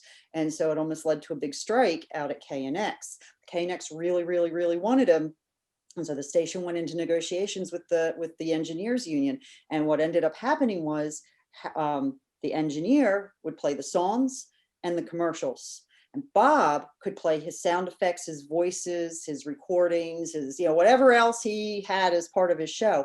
But what he would have is his engineer, what he referred to as mute communication. So they would be looking at each other through the sound glass, through the sound studio, and they would be able to know when they could put the needle up and down and have that timed just perfectly so that Bob would be then able to do a show out at KNX. On the East Coast, he was doing all of that pretty much himself. Yes, there were engineers, but the rules were not as strict for him to do that. One of my favorite stories, and I have to tell it, is when he was at WICC. Do you know the one? He was. Yes, I do. So when Linda says, just go do what you want, just don't make anybody angry. Yes, that's true to a point, because he did actually make somebody really angry. And he gets on the air at WICC, and one of the commercials that is going to air is for a local grinder shop. Well, here in South Jersey, we call them hoagies. You call them grinders up in Connecticut. we don't call them subs, Heroes. we call them hoagies. Heroes. But in any case, there was an owner of a sandwich shop, and this owner was going to make specialty sandwiches. And he had bought XYZ number of seconds of airtime, and he was going to, Bob had to read the copy and plug the shop. And so it gets to the point where he is going to read the copy, and he says, you got to go down to so-and-so's, sandwich shop on the corner, and they're making all these specialty sandwiches, and you have absolutely no idea what they're putting in these sandwiches, all these wonderful things like ham and cheese and peppers and, onions and cheese and bits of concrete and stones and sticks and dirt and all grass and going on, and you got to get down there right away and get one of these grinders, hoagies. And so he gets off the air, and the program director gets a call from the owner saying, fire this guy right now. He's he's just ruined my whole business. He's just made fun of my business. You got to get rid of him. And then at around lunchtime, Yeah, but he got called in on the carpet. He got called on the carpet. Yes, he did. Oh, yeah. Yes, he did. He got, because they were big advertisers. Yes. And then around lunchtime, the owner calls back and says, yeah, no, cancel that order. The line is out the door around the block. People want to buy my sandwiches. We've never been so busy, because they want to know if I'm really putting in bits of concrete and grass and stones and sticks. And so at that point, you don't know, because Bob's not here. We never actually had an opportunity, unfortunately, to talk directly to Bob, but you would like to think that he at that point realized, yes, I can take it to a certain point. I can get away with things. People are going to listen when it's different and cutting edge and a little bit out there, but I have to be careful, because it's somebody's business. And he said it in the presentation he gave to the LA College broadcasting students. If you have to think about it, and as you're going along and you go, oh, maybe I shouldn't say that, then don't say it. Because if you are thinking it and you have a bad feeling about it, then chances are you're going to insult somebody else too. So just don't do it. Just don't do it. Go with your gut. And so that was a part of how he learned to, you know, go pretty far with how what he would say. He never liked to say making fun of the advertisers, but he would call it making a sport with the ads. And so he kind of learned through, you know, trial and error what worked in that way too, and what he could get away with and when to pull it back. What I liked about it is I've heard plenty of things on YouTube where he's going back and forth with the sponsors, and he has so many different voices that he's the voice person. And it sounds like there's a room full of people. And it wasn't until I read them like, oh, that's all Bob Crane. And it sounds so For his mother. seamless. It's just, it's like, so did he go in there? I mean, we talked about how he would stay there for hours. So would he go there the day before and splice everything together? Because I did see on the Danny Kaye show, he showed Danny Kaye how he would take different words and splice it together. And it's very interesting. And I'm back in radio when it was reel to reel before digital. So I remember doing that with the cutting it, putting the blue tape on there and everything. Would he do that the day before? And then so the next day he would be ready to tell his engineer, all right, hit this. And then it would all just seem seamless. There's a great clip of him talking about, and I can't remember what clip it is, Linda, maybe you remember it, where he had to take out the word. I think there was in the original, and I can't remember who the celebrity was. It's in the 8th anniversary show, but the celebrity that he was interviewing said a bad word. And so they had to go through and they had to find it. Oh yeah. And was it Shelley Berman? No. I think it was Shelley Berman. And they had, because that was such a good story. And they had to go, they had to take the word and then change it from that to heck. And he said, trying to find the eck and take out the L and put the eck in there and get to that point where, and he said it was so much funnier when it was the original version, because you could really hear the anger in Shelley Berman's voice about the whole thing. You know, Shelley Berman was not a fan, was he? No, he was not. But he did do GE Theater with Shelley Berman. Yes, he did. And he did not remember when he because Bob was like, but he couldn't get over. I'm nervous about this. Sonny Bono. You know, Sonny Bono never got over what happened to him, though. Was Sonny Bono the one that Bob Crane locked in the studio? Yes. And, you know, he was supposed to be on for people who haven't read the book, Sonny Bono used to be a record promoter. And he would go from station to station saying, play my records, play my records. And, you know, these are the artists that I'm pushing. Was it A&M or Arista or something? I think A&M, I think, or something like that. Yeah. And he'd say, play my records, play my records. And Bob would always say, look, you know, these are rock and roll. I don't play these. I don't play rock and roll on my show. Which bears noting, by the way, because the Beatles and rock and roll was big by mid 60s and Bob was still on the air then, but he wasn't playing that stuff. Beautiful music. He's playing beautiful music. That's right. He said, you know, I don't play. It didn't mean he didn't enjoy it, but he wasn't going to play it there. I mean, Bob owned 20,000 record albums, so, and pared it down to 5,000 at one point. I mean, just ridiculous numbers of stuff. And he said, I don't play rock and roll. And he said, no, these aren't rock and roll. These aren't rock and roll. And he said, okay, I'll take them then. It's fine. Shut up. Leave me alone. Get out. And so he took these records from Sonny Bono and he tested them out and he went, son of a gun, they're rock and roll. So one day, Sonny Bono came back and came to see Bob, and he was about to go to lunch with Harvey Geller, wasn't it? From Billboard magazine. And he said, I need you to, you know, you want to play? Oh yeah, just stay here. I'm just going to go to the men's room. So he left hello dog. So he left the office, closed the door, locked Sonny Bono in and went to lunch with Harvey Geller and came back about an hour or so later. Yeah. And Sonny Bono was just livid. And a couple of years later, maybe 3 years later, Bob was supposed to make maybe even a little longer. Sonny and Cher had their show and Cher didn't know this. And because she wasn't involved in that, and they booked Bob Crane to be on the Sonny and Cher show, and Bob showed up. You know, it was a practical joke. Life is fine. This is good. You know, it's not going to matter. And Sonny came out and saw him and said, I'm not going on the air with that guy. Get him out of here. And Bob left. Talk about holding a grudge. Yeah, there's just, and Bob said, well, if he hadn't lied to me Yep. and said, these aren't rock and roll records, then it wouldn't have, it was a lesson learned for both of them. But I don't think Bob regretted it really. He just shrugged and went, well, that was the result. Too bad. Off I went, One thing I found interesting is I interviewed Ann Serling, Rod Serling's daughter, and Rod Serling was Jewish, and he did not like the premise of Hogan's Heroes at all. But I did listen to an interview with him on the Bob Crane show on KNX, and Bob Crane's actually on the radio in one of the Twilight Zone episodes. So it seems like Rod Serling didn't hold a grudge. I mean, he didn't like the premise of the show for what it stood for. We'll get into that, what Bob Crane thought later. But I like the fact that Rod Serling was able to say, okay, Bob Crane's an actor. He's part of the show. I don't agree with what the show's about. But then on the interview, I loved it. I thought it was hilarious. And then I watched that Twilight Zone episode, and I think that's a great episode too. So, I mean, I like the fact that he It might have been before though, wasn't it, Carol? Was it? It was 1959, I thought. No. Yeah, so he, Twilight Zone was later. I want to say it was 1961 because it was the voices on the radio. Yeah, because he had the clause, so he couldn't do anything otherwise. Right.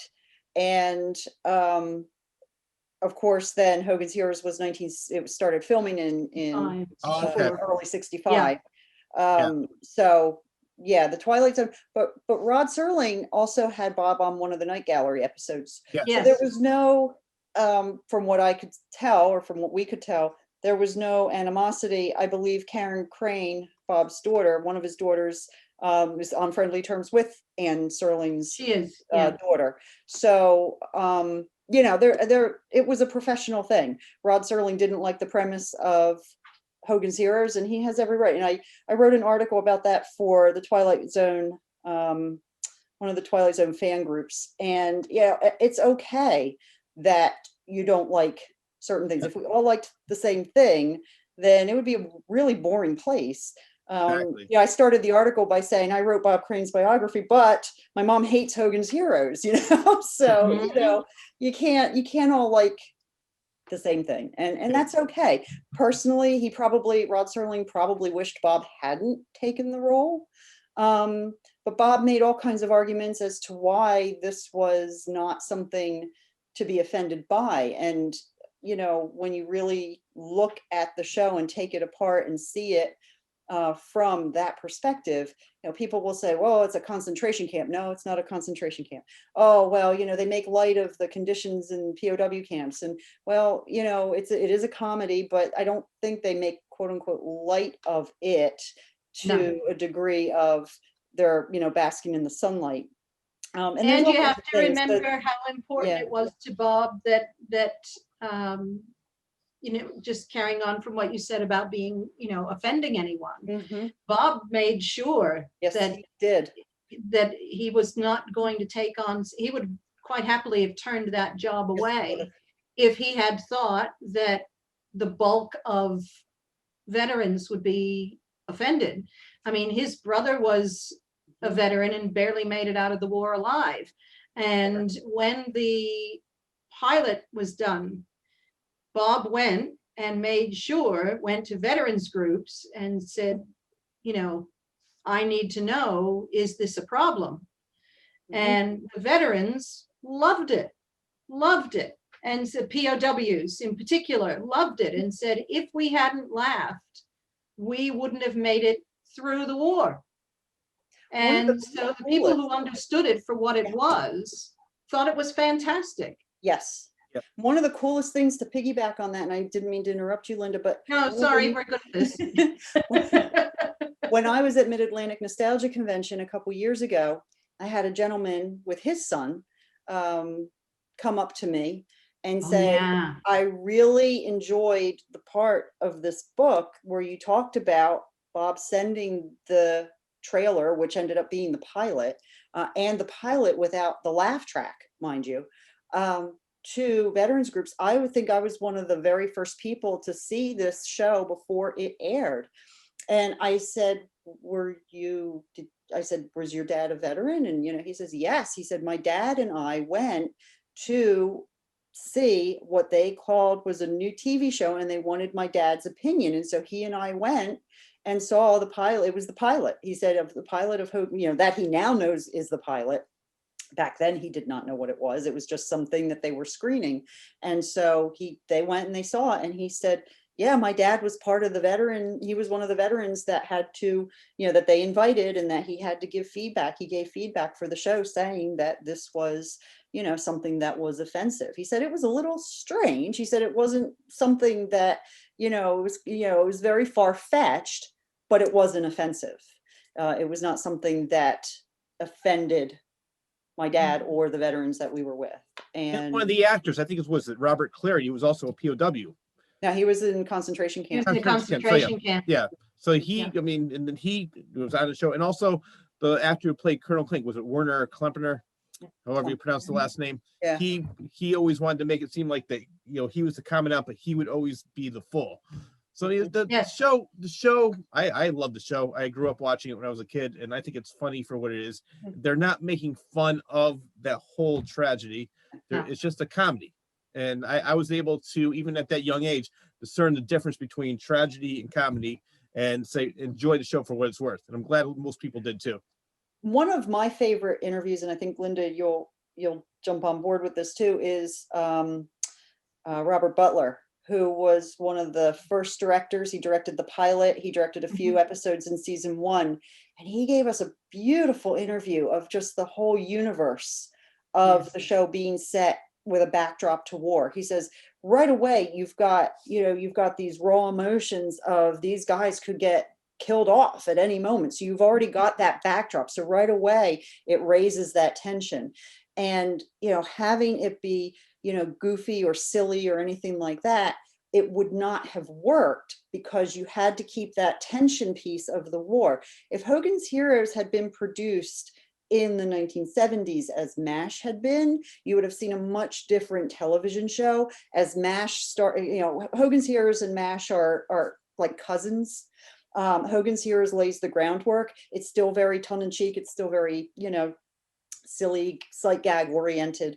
But there is that element of danger that is there in every episode. When you get to MASH, it starts out very much like Hogan's Heroes ends, very kind of cheeky and tongue-in-cheek and light. And yes, the war's going on. It's very much like Hogan, but as MASH evolves, it becomes more of a drama with bits of comedy sprinkled through it, as opposed to the sitcom that it starts out to be. So MASH has this chance to grow and expand as a television show, where Hogan's Heroes being, filmed in the 1960s, it never really gets that chance to grow and mature the way MASH did. And so, but with that backdrop of war, that interview with Robert Butler was Great. beautiful. It was beautiful. And it's not that the other ones weren't, but just having that insight of the pilot episode, how, you've got all of this tension, and how it's made to, that the tension needs to be there for that show to survive.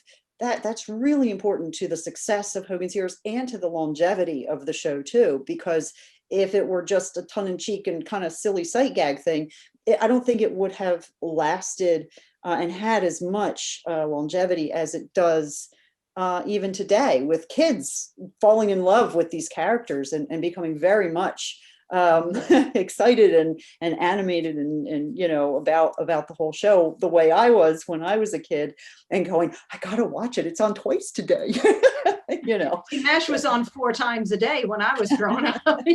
Hogan's Heroes was twice a day during the summer, 1 o'clock in the afternoon and 1:30, and my summer vacation revolved around 1 and 2 o'clock in the afternoon. It was like everything stopped, went in, watched it on my tiny little set, and watched it for an hour. It was like, and then I could go out back and play again, after it was You were over. doing that, and I was looking at Little Joe. So, different lifestyle. Well, the show was filmed in black and white, wasn't it? The pilot was filmed in black and white. Then it changed the color. Yes, most pilots were filmed in black and white at that stage, because they weren't going to spend the money filming things in color if they weren't going to last. Yeah, it was. They don't spend the money that way on that. But, and again, also Hogan's Heroes was a show that, although it didn't have the chance to evolve because it was only on half the amount of time as MASH, because let's face it, MASH went on forever. I mean, and I watched and can probably recite every episode, but let's face it, MASH went on forever and became a bit preachy at one stage, actually, and became a drama. Whereas with Prequel to Hogan's Dynamite, Heroes, yeah. No, go ahead. No, go oh, ahead. sorry. Whereas, you know, Hogan's Heroes actually would play really well as a drama. Yes, it would. But Absolutely, yes. those characters lend themselves to comedy as well. I mean, look how different all the characters are. I mean, they made them all from different backgrounds, different kinds of people, different things were important to them. They all had one goal. But I think for the most part, different from, aside from the Gonculator, aside from, say, Clink versus the Gonculator, I think with what they did brilliantly with Hogan's Heroes is that most of the comedy came from within the situation itself. So it was dramatic, you know, the Gestapo's coming and they've got this girl and we have to go get her, or the underground, you know, 3 people have been arrested and they're going to find, Tiger's been taken, you know, there's a tank coming and our guys are going to get killed if the train gets through or whatever. But however they solved them is where they found those bits of humor. And it was just so brilliantly woven together. The writers, the writers were brilliant. Brilliant, absolutely brilliant. And you know, people often say, and this I guess is a little offshoot kind of thing. The show did get nominated for Emmy Awards, and Werner Klemperer, for instance, won twice, I believe. And Bob was nominated and didn't win. And people go, why didn't he win? Well, that's a whole different story because you can't decide who wins. But one of the things that was going on was that Bob was doing Hogan so well that people thought he wasn't acting. And it really irked him. People thought he wasn't acting. Much. He was working. Oh, hi. Wow.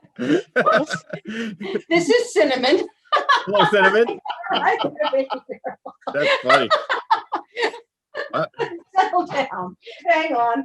I was in the middle of something, puppy. Hang on. I've made her sit still a long time.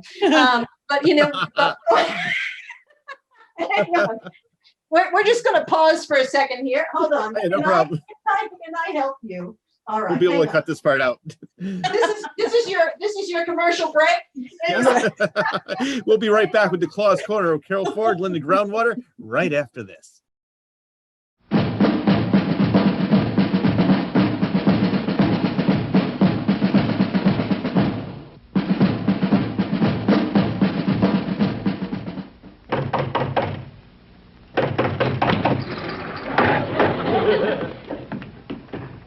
Gentlemen, Miss Carol Channing. My, how the General Foods kitchens have changed. Welcome to Hogan's Heroes dining room. Kent's the door. Oh, I love the decor. Did I interrupt dinner? No, just finished another memorable meal from our talented chef, Corporal LeBeau. Merci. And now, Colonel Hogan, for the dessert. Oh, I pass. I'm too full. But, Colonel, Jello gelatin. Hey! If you say so, there's always room for Jello. The light dessert with fresh fruit taste. Good.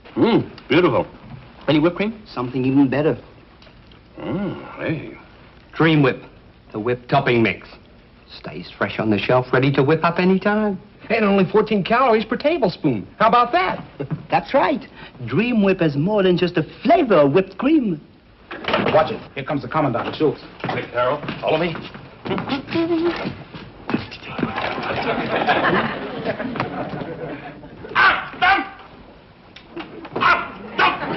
Colonel Hogan, someone has stolen my helmet. What are you doing with it? LeBeau was using it to serve the Jello. Such a nice idea. Silence! How dare you use my helmet for... Jello? The light dessert with fresh fruit taste? Would you care for a dish? Danke, with a little dream whip on top. Schultz, he was talking to me. Besides, you just had a big meal. There's always room for Jello, sir. With Dream Whip on top. It has more than just the flavor of whipped cream.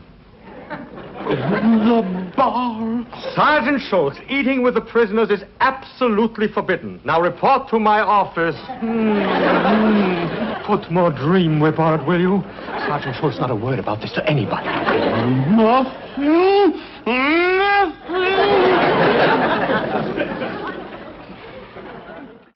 All right. Welcome back to the Claus Corner. We're speaking with Carol Ford and Linda Groundwater. And Linda was saying... Oh, yeah. Hey, okay, well, you're going to have a visitor. Yeah, no problem. Bob worked so hard, as Carol was talking about earlier, to make Colonel Hogan who he needed to be. Yeah. He needed to be the leader. He needed to be the one that he needed to be the hero. He needed to be the hero. And he worked so hard to get it right. Yes. Because this big serious guy was not what Bob liked to didn't like, but it wasn't what he was comfortable playing. It wasn't what he knew. It was out of his comfort zone. Absolutely. Yeah, it was a big move. It didn't seem like it for people because they go, well, yeah, it's a sitcom. But it's a totally different kind of character for Bob. Yeah. And so he worked very hard to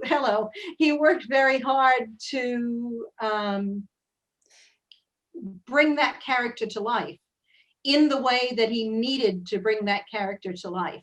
And he did it so well that people said, well, he's not acting. I mean, that's a great compliment, yeah, but it doesn't help you win Emmys. And it's a little offensive to an actor to be told that you're not acting. Absolutely. It's important to also mention here that when Bob was working on the Donna Reed show, which he did for a couple of years before he did Hogan's Heroes, Donna Reed was mentoring him. And it was through Donna Reed's coaching and advice that he go take a course taught by Stella Adler. Yep. Bob was not sure about that at first because he had taught himself. He had learned everything by doing. He had learned, doing radio by being self-taught and learning a lot by just reading well-read and so forth. But he did, and he took one course taught by Stella Adler in 1964. And so he was starting to learn, and I'm not an actor, Linda can speak more to this than I can, but he was starting to learn the different types of acting and how to act and how to dig down deep for those roles that were more difficult, that were not just being silly or goofy, that he would be himself on the air, but to actually get into character and stay in character and be that character during the course of filming. And jumping ahead here again too, jumping out of Hogan's Heroes and going all the way forward to 1978, where he's doing The Love Boat. He's doing a guest starring role on The Love Boat. And he has to, it's a role where he is estranged from his daughter. He is, trying to get into the part of the role where he's very sad and he has to cry. And he gets into that part so well that he does cry. And he was thinking about his impending divorce. He had been just recently separated from his second wife, and it was upsetting to him. And so that's how he was building up that emotion to cry. And he does this role really, really well. And unfortunately, because he is murdered so soon after that, what that role becomes is, what people think is his state of mind is not what it was. He was acting, but because he's crying and then suddenly he's murdered and he was washed up and he was sad and he was depressed and he was all these things, and look, he's crying on the Love Boat, he can't hold it together. It's terrible to watch. I can't He watch wasn't that supposed episode. to hold it together. Exactly. Yeah, exactly. But it becomes like people use it as like a window, like a snapshot into what he must have been going through and why he's so depressed, but he was just acting. And we talked to Ted Lange about his role, his guest starring role on The Love Boat, and Ted Lange, who played Isaac the bartender. And so he says, he told us that when Bob was in character, he was in character, but then afterwards he was just himself. He was telling jokes. He was, helping, Ted get, ahead a little bit in his career, because at that time it was, still difficult for Black actors to get ahead. He had been helping Ivan Dixon, and so Bob was very helpful in those areas. And so Ted Lange was telling us about those, those moments on set where Bob was just himself, but the scenes were him acting. And it's probably some of the best acting he had done up to that point, and was showing, real areas of growth. Go ahead, Linda. And the sad thing, I think, and he's not the only actor that this has happened to by any stretch of the imagination, but Bob was overshadowed by Colonel Hogan. Oh, yes. Oh, absolutely. So it wasn't Bob Crane on the Love Boat. It was Colonel Hogan. It was And it wasn't Hogan Bob and Crane everything, on the yes. Bob Crane show. It was what on earth is happening here? And it wasn't Bob Crane on the Bob Crane show. It was Colonel Hogan pretending to be this guy who was an insurance salesman who was going back to school. And it wasn't Bob Crane who was doing dinner theater. It was Colonel Hogan. And to be fair to Bob, whom this bothered quite a bit. Yes. And there's that story about someone calling over to him and say, Colonel Hogan, and under his breath, he was heard to say, it's Bob Crane, damn it. It's Bob Crane. He wasn't dressed as Colonel Hogan. He was out on the street. It's Bob Crane. And a lot of actors have that happen to them. Let's face it, people look at Alan Alda, and I've watched him on The Blacklist, and I've watched him on The West Wing, and he's still Hawkeye, but I can see him in other roles. Bob never got to be seen as anyone but Colonel Hogan, as in, if he had done Donna Reed after Hogan's Heroes instead of before, it would have been Colonel Hogan is playing this doctor, not Bob Crane, the actor. So that he played Hogan so well that people morphed the two of them. That's unfortunate. And it was Hogan who was trying to be an actor instead of Bob, who had played Colonel Hogan and had played, the doctor, and Bob, who had played, the character in the Bob Crane show and the Love Boat. It was never Bob. It was Hogan that was doing all of those things. And that's really hard to get out of. So when people actually look, and I had to learn not to do that. So that when you look at Bob on Night Gallery or the Bob Crane show or the Love Boat or Policewoman or Quincy, you had to consciously go, it's not Colonel Hogan, it's Bob Crane. There's one actor I can think of. I recently interviewed an author. His name is Mark Dawidziak, and he wrote a book on the Twilight Zone, but he also wrote a book on Columbo. And I asked him about Peter Falk. He said that Peter Falk loved being known as Columbo, and everywhere he went, they were filming a movie as, I'm going to guess, like Romania. I think he said, Columbo. But he said he loved that, but also he did so many different roles because his career was a lot longer than Bob Crane's. So he was able to break from that mold, and he wasn't only known as Columbo. And so, I think if Bob Crane, as you said, unfortunately, right after the Love Boat tragedy struck, I think that he probably would have been known, because you mentioned in the book that his idol was Jack Lemmon. I really can't see that. After you said that, I watched a lot of Jack Lemmon movies, like, The Apartment and Some Like It Hot, Glengarry Glen Ross, and I could definitely see Bob Crane in that. Like, I could see that. Oh, yes. Yeah, and that's a great guy to emulate, Jack Lemmon. Yes. I'm going to get back to Donna Reed for a second. Oh, go ahead. Sorry. I was just going to say, there's a picture in the book of Bob interviewing Jack Lemmon on KNX. Oh, yeah. And that smile, it's like ear to ear. And it's a great picture. It's a great picture. Yeah, I know what picture you're talking about, and I agree, it's great. But I want to get back to and Donna Reed because so young. They both look so young. Well, he was only 49 or 50 when he died. Everything he accomplished, similar to Rod Serling. Rod Serling was only 50 years old, and I'm amazed. I'm 52, and I feel like a slacker. I mean, everything that those two have done, just those two examples, and 49, 50 years old, and he's done so much in his life. Yeah. But with Donna Reed, she saw him on the Dick Van Dyke Show, and she loved him, but the casting director had somebody else in mind. Who was that? Regis Philbin. That was Regis Philbin. Yeah. Okay. Yeah, but it worked out well for him. And this is, I thought was funny because Donna Reed, as you said, I was going to mention this, but you brought it up already. She's the one that encouraged him to take acting lessons, but she had another main concern, and it wasn't his acting. What was that? Is his hair. Yeah. He didn't like the slicked back look. And so she said, your hair, he was so like, when Bob was going in to watch, I guess what they called the dailies at that point, which was the takes of the film that they had shot that day. You know, he was really concerned about how he was doing. He wanted to do well. It was, you know, this is big time stuff. And after they viewed them, you know, they said, okay, we have some criticisms for you. He's like, okay, you know, lay it on me. And they said, your hair. He goes, my what? Your hair. You can't, we want you to have fluffier hair. You know, That's I mean, funny. if you look at pictures of Bob Well, from look at the picture on the on the picture cover of the behind us. book, right? The cover of the book, it is very slicked, you know, we're talking Yeah. some slicked hair. And then by the time he leaves Donna Reed, you see that hairstyle that he's more known for on Hogan's Heroes, where he's always putting his hand, you know, It's nice hair. It's nice hair. And Maybe you she was know, onto something. that's the fluffy, it's the fluffier hair that Donna Reed was kind of going for. You know, and I must say, you mentioned the Dick Van Dyke Show, and because that was really where Bob got his Yeah. television break, and he pushed for that too. He begged, he begged, he wanted.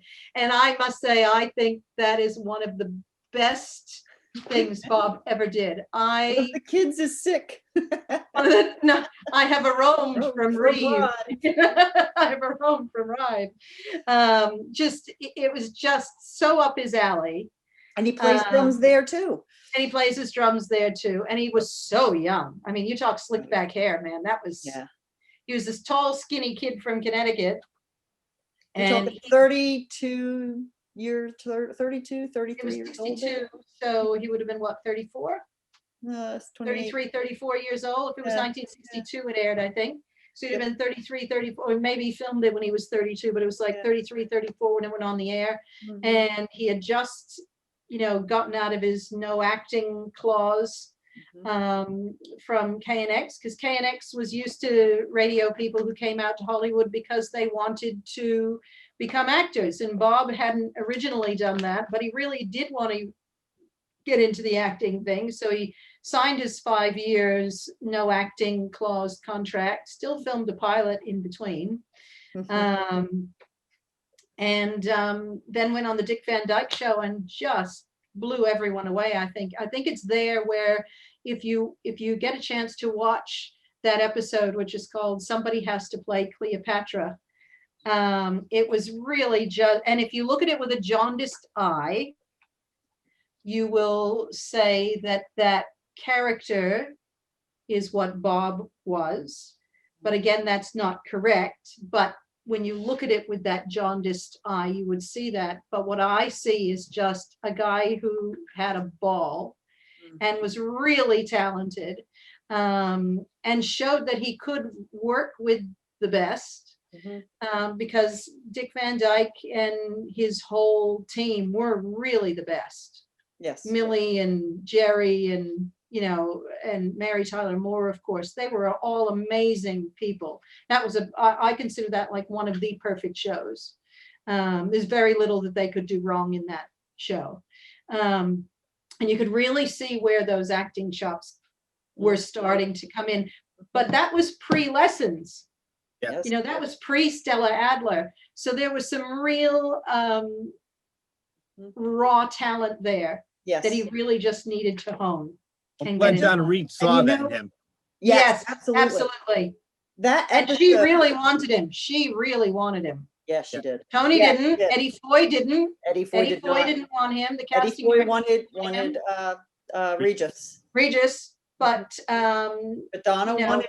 Donna wanted Bob. I want to say too that Donna and Tony, her husband Tony Owen, who was the producer of the Donna Reed Show, they stayed in touch with Bob after Bob left. Now there's the big rumor, you know, urban legend that Bob either got fired or got quit over, you know, a money dispute or whatever.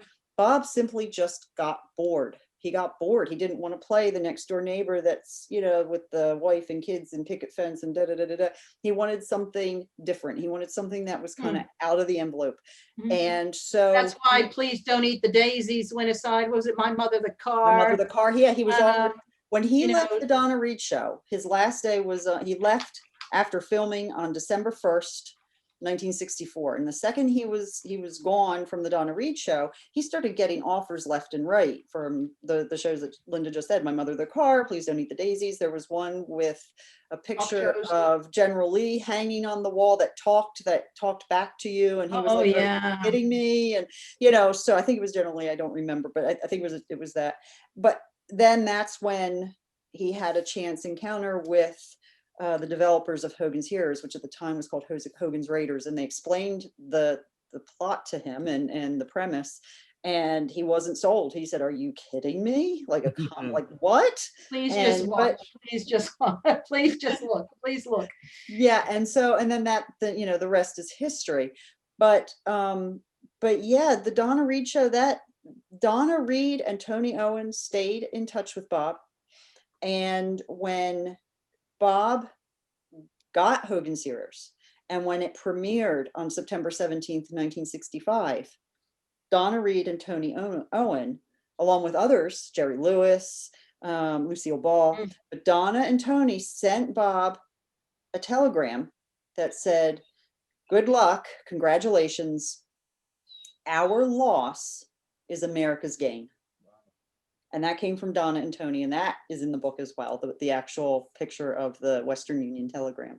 And so people think that, oh, Donna Reed and Tony Owen, they hated. Now, did they, you know, have professional differences? Absolutely. Was there animosity? You know, not that we can see. So, and enough for Donna Reed to congratulate Bob and recognize that her show had lost something really special when he left it and went on to better, you know, his own show, to be in his own show. Unfortunately, animosity sells. So most publications back then and even more now would rather concentrate on that and embellish on probably one Yep. example and sell more Yep. stories than get to the truth, because the truth is boring. You know, The kernel of the whole piece of that whole rumor is from a TV Guide article where Tony Owen is quoted as saying, "Good, be gone, good riddance, can't stand the man, he's out of here, didn't like him anyway." And Bob was really hurt about that, and he talks about that. He had talked about that a couple of times after that happened, and he said, "Why did you put that in the TV Guide interview?" It was this whole, it's in one of the TV Guide articles that features Bob, and there's this big quote in there from Tony Owen that says, you know, "Good riddance, he's done." And Tony said, "I didn't say that. And if you're going to be in this business, you've got to learn to get thicker skin, because you're going to get misquoted all over the place. Yeah. And you're going to have to just deal with that, because that's what happens in this business. They take, you know, kernels of truth and then twist them around to sell a paper or to sell a magazine." And he was very upset. He was very hurt about it. Donna Reed and Tony Owen were there for Bob and his first wife, Ann, when Ann was very ill. And they were there for them. And that was in 66 or 67. So that's into Hogan's Heroes. That's after Donna Reed. And they were very concerned about Ann's health. Ann almost died. And, you know, they were there for them. They were there to help, you know, in any way that they could during that difficult time. So they were not enemies by any means. What impressed me most about that whole Donna Reed time period was his work ethic. He was still doing KNX. He was staying there all day. He was working on the Donna Reed show. Then next morning, go right back to the radio station. Afternoon, go right to the Donna Reed show.